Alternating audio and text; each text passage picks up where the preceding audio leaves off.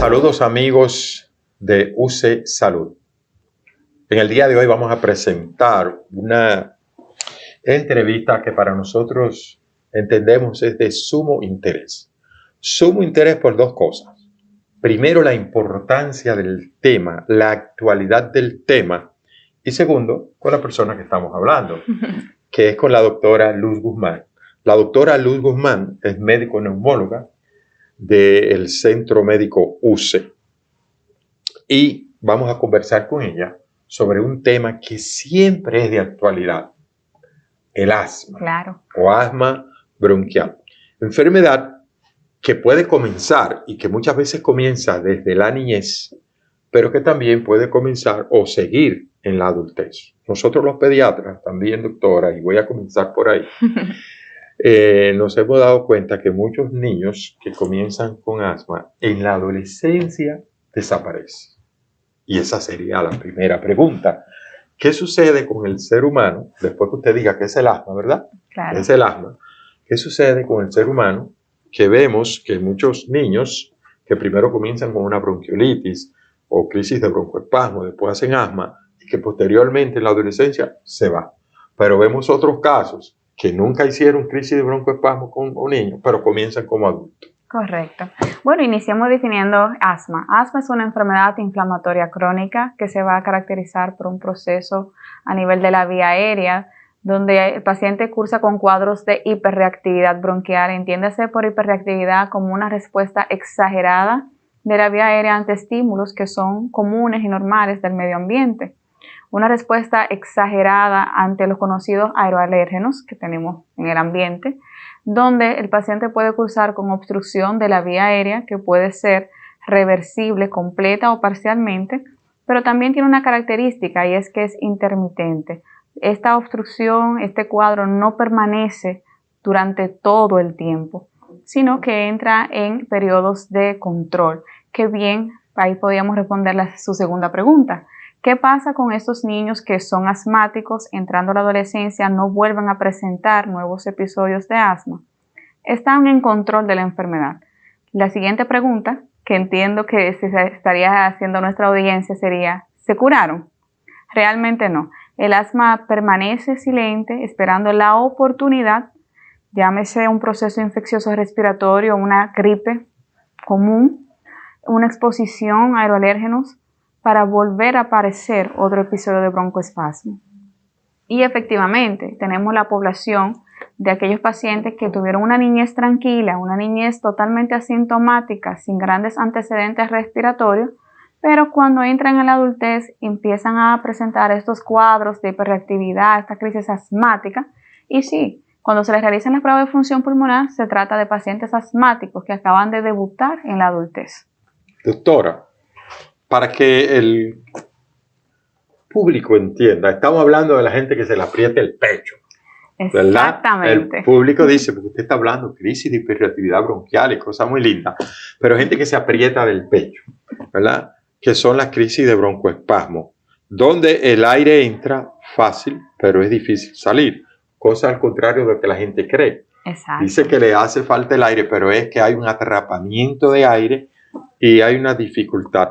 Por eso es que son los sibilancias, me imagino, ¿verdad? Exactamente, el famoso pitico de pecho apretado. Perfecto. Usted habló del término aeroalergenos y nosotros lo entendemos, pero ¿cómo puede la persona que está allá entender qué es un aeroalergeno y cómo afecta eso en la persona que se aprieta del pecho o que hace crisis de broncoespasmo? Claro, son sustancias que encontramos en el medio ambiente que una vez se ponen en contacto con la vía aérea pueden desencadenar un proceso o una reacción alérgica que en la vía aérea se manifiesta de una manera diferente. No es la típica reacción alérgica de rash cutáneo, picor, no. A nivel de la vía aérea responde de una manera diferente a una inflamación en toda la vía aérea, se disminuye, por así decirlo, el calibre de la vía, se generan estos cuadros de broncoespasmo, cuadro de pecho apretado, el famoso cuadro del pitico de pecho, que son las crisis de sibilantes, o también con tos, una tos seca, persistente, irritativa. Básicamente así se manifiesta el paciente que es asmático cuando se expone a estas sustancias que se encuentran en el medio ambiente. Perfecto. Doctora, ¿y se cura el asma? Ay, muy buena pregunta. Entonces, atención a toda nuestra audiencia. No se cura, se controla. Que es diferente. No se cura. Doctora, pero la gente dice por ahí que le dieron un aceite de tal cosa, que le dieron un té de qué sé yo qué cosa, que le dieron un sute, que un lagartijaro frito, que...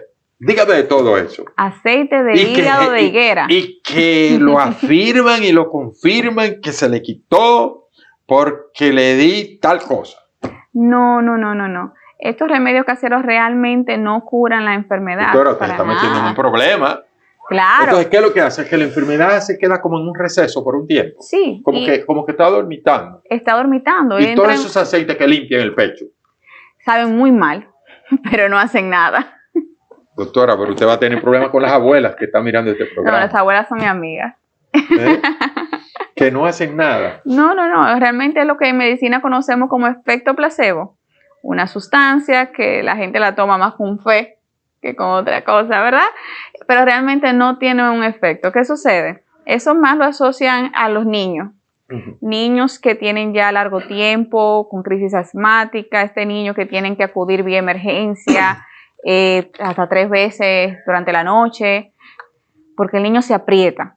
¿Qué pasa con el niño? El niño entra en la adolescencia, casi siempre coincide con la etapa de desesperación de los padres, donde ya optan por utilizar todo tipo de tratamiento casero.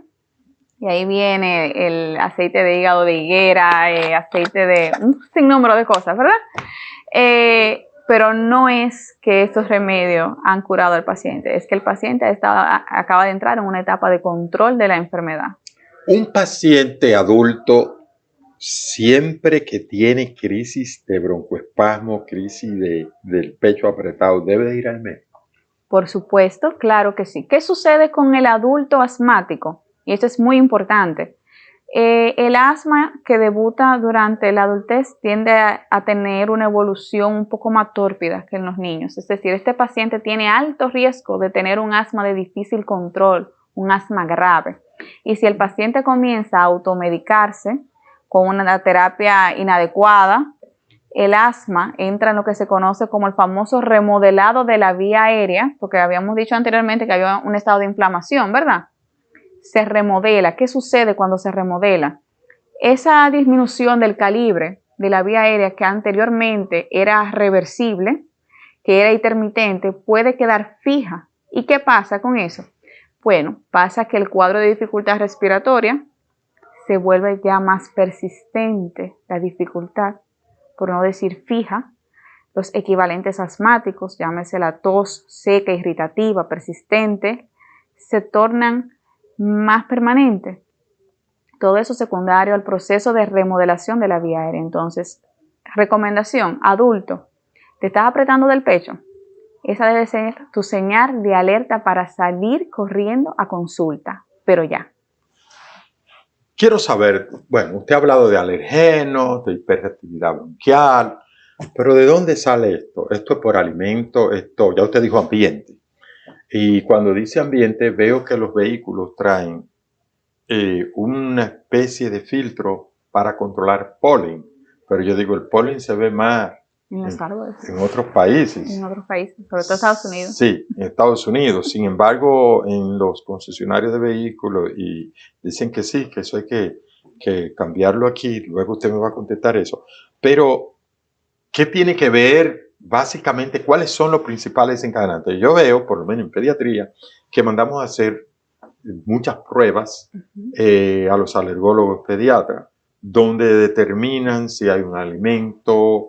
Siempre nosotros le quitamos los colorantes a los niños, las cosas muy condimentadas, no permitimos que el niño tome aspirina. ¿Cuáles recomendaciones generales del adulto son para, diríamos, evitar, si es posible? También hay que estar en tratamiento, ¿verdad? Claro. Pero para evitar que con frecuencia se desencadenen esas crisis de broncoespasmo o del pecho apretado. Ok, iniciando por la primera parte. ¿Qué es lo que predispone a que el paciente sea asmático, verdad? Aquí intervienen 3 factores: los prenatales, todo aquello que interviene en el embarazo, llámese la dieta de la madre, si la madre era fumadora o no, si utilizaba o no sustancias nocivas, drogas, ¿verdad?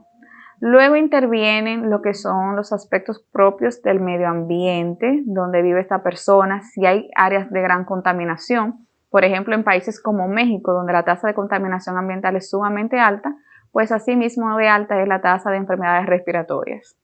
El tabaquismo pasivo, también el tabaquismo directo, exposición a aeroalérgenos, exposición a diferentes sustancias que pudieran desencadenar reacciones alérgicas, como la que usted mencionó. También interviene alergia a los animales, en este punto, en la parte ambiental, y la parte ya de los hábitos propios del paciente adulto. Si él fuma, per se, si quema basura, si se expone directamente, su dieta, el tipo de alimentación que lleva. Todos estos elementos juegan un papel fundamental para determinar si el paciente es asmático o no, para desencadenar la patología per se. Ahora bien, ¿cuáles recomendaciones serían las más adecuadas para el adulto asmático? Número 1, todo aquel que fume a su lado, ese no es su amigo, ese es su enemigo. Es decir, aléjese totalmente del humo de cigarrillo, ya sea directo como de segunda mano, porque hace daño también. Aquí no solamente voy a nombrar el cigarrillo, sino también la juca y el vape, que son bastante comunes en la actualidad. Evitar la quema de basura, evitar la exposición a pinturas cargadas de plomo, evitar la exposición a detergentes fuertes, llámese cloro, llámese desinfectantes altamente ácidos que suelen afectar más la vía aérea.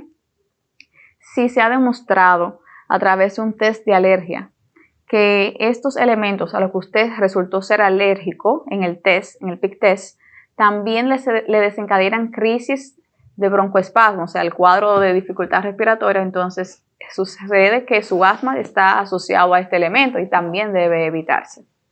Estamos conversando con la doctora Luz Guzmán, médico neumólogo del Centro Médico UCE.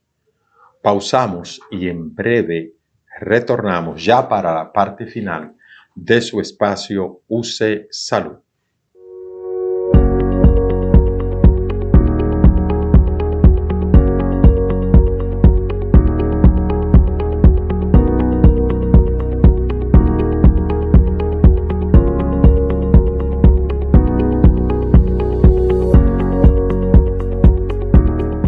Estamos conversando con la doctora Luz Guzmán, médico neumólogo del Centro Médico UCE, en su espacio UCE Salud.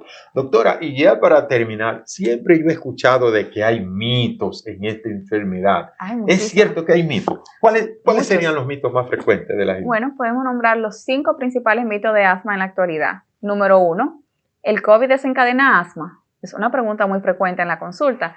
Realmente no es que el COVID le desencadena asma, sino que el paciente post-COVID puede desarrollar cuadros de hiperreactividad bronquial. Recordemos que este proceso infeccioso viral afecta a la vía aérea, es una vía aérea que queda sensible, que queda inflamada y que por lo tanto es susceptible a presentar esos episodios de respuesta exagerada, como habíamos definido anteriormente. Puede cursar el paciente con dificultad y con tos, es autolimitada y forma parte de lo que se conoce como síndrome post-COVID. La segunda pregunta, que creo que ya la habíamos abordado. ¿Es el primer mito y el segundo mito? Sí, claro. El segundo mito, que es parte de lo que veníamos conversando anteriormente, que si el asma se cura. No se cura. Lamentablemente no. Se controla. Se controla, pero no se cura. Pero no se controla solo. Tiene que ir al... Jamás se va a controlar sola. El control viene dado de la mano de la medicación al pie de la letra, tal cual es prescrita por su médico de base, ¿verdad? Pero también evitando todos aquellos desencadenantes. Tercer mito. El tercer mito, ¿el asma solamente afecta a los niños? ¿Lo habíamos conversado? No. El asma no distingue edad, puede afectar al niño, al adulto y al abuelito también. Es decir, que no estamos salvos. Cuarto mito. El cuarto mito, aquí intervienen los remedios caseros. ¿Cura el aceite de higuera el asma? No, señor, para nada. No lo cura. Vuelvo y digo, no lo cura. Quinto mito. Siempre que el paciente presente crisis de broncoespasmo ¿Se debe medicar con salbutamol? Importante.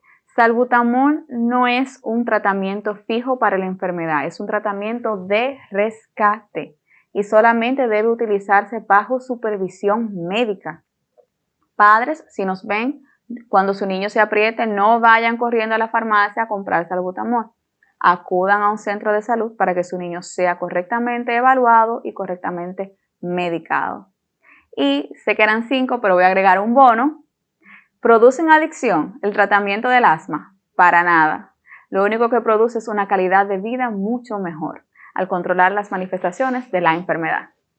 Doctora, los días y el horario donde usted puede, las personas que han visto este programa, consultar con usted. Por supuesto, estamos acá en Centro Médico UCE, edificio UC1, consultorio número 121, lunes, martes y jueves en horario de 10 a 12. Te esperamos.